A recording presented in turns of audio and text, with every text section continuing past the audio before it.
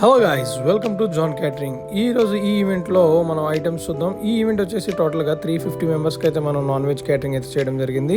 ఇక్కడ ఐటమ్ వచ్చేసి bread halwa, motichoor laddu and fish fry అయితే పెట్టామన్నమాట. అండ్ హాట్ వచ్చేసి ఇక్కడ వీళ్ళు గారీ విత్ చికెన్ గ్రేవీ కర్రీ అయితే ఆడడం జరిగింది.